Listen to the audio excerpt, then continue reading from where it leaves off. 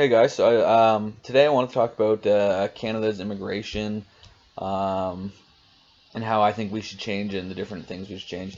Now I have some ideas. They're going to sound pretty crazy and probably sound abusive, so you have to excuse me. They're not completely thought out ideas, and they're more like just suggestions. They're not, anyways. Yeah, they're just not paved out. So I guess let's talk about the fact that do I think immigration should be increased or decreased? Well, I think it should be increased a lot more. I think Canada's tax system and well, our is very dependent on a growing population, and native-born Canadians, Native Americans, and regular Canadians don't have enough children, so it leads to a decrease in population and not an increase. And so if we want to compete in the world stage militarily and economically, we'll need more people, a lot more people. So I think we need an increase of immigration. Now, you run into a problem of the cultural conflict, and I realize that's a big issue. That truly is a big issue. Like, in my mind, it's a I don't know, like it's catastrophic issue for Canada in my opinion. It'll change the direction of Canada's history and what we represent and who we are. I'm not saying that's a bad thing, but I'm saying we don't know what it is or the impact. We won't understand the impact until after it's changed. So we won't know if we would have wanted it or not, I guess. And I think that's the biggest concern around people letting Muslim immigrants in. It's just a lot of Muslim ideals and cultures are on the opposite side of what Western Canadians like. So, and I truly understand with that why that could be a problem with them. And I think I have some potential solutions to help that that are going to sound kind of probably barbaric. But we have lots of land in Canada. And the more north you go, the more land there is. We should be offering some kind of way to make settlements in the north for these. We could like have like I guess you could say like little Chinatowns up north, and then now these would be isolated communities. There's less likely to have road development and stuff like that. Like it would be they'd be isolated to themselves. They'd have maybe like a little airport. We may probably put them closer to other northern communities if it was a really big deal, and we could use this as the government would foot the bill to build the infrastructure ahead of time. And I know that's expensive. But remember, we voted for Trudeau to put us in the deficit for infrastructure and stuff.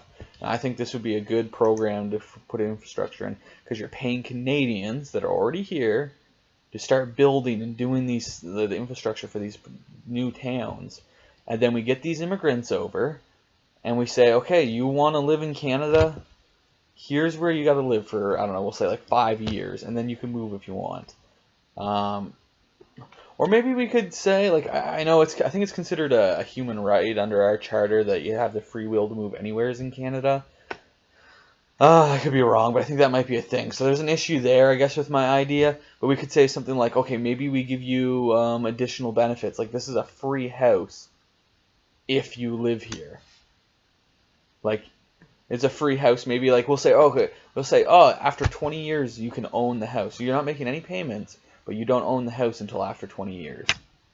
That's a good idea. We could do similar things with businesses down there too. Like, okay, we have this building for your business and supplies for your business. You want to own it? You have to work it for so many years. You have to live there. You can't just move away. And I think this will help, and it will help develop the north.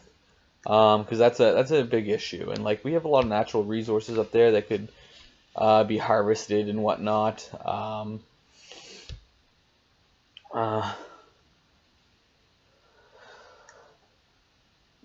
The other thing too with immigration is which kind of touched on, but we didn't really mention. I guess we didn't really touch on it, but the loyalty of immigrants. Now, a lot of immigrants coming across. And some of these people are my friends too, like that I have foreign friends. When they come to Canada, it's not about being Canadian. It's about them just finding a better opportunity for themselves. And they want to still be who they are 100%.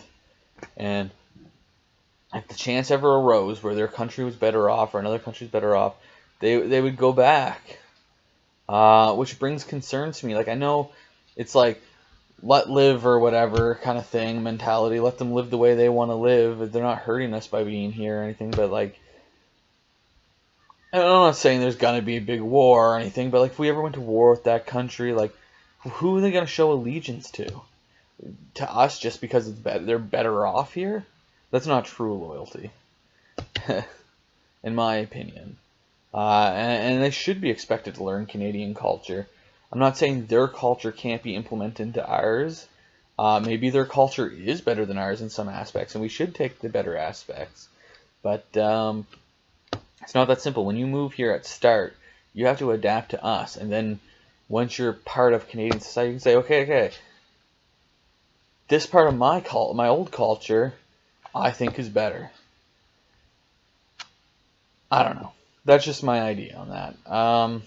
But yeah, no, I truly believe we should be setting up communities up north where there's less populated areas to help develop those areas and to increase Canada's population.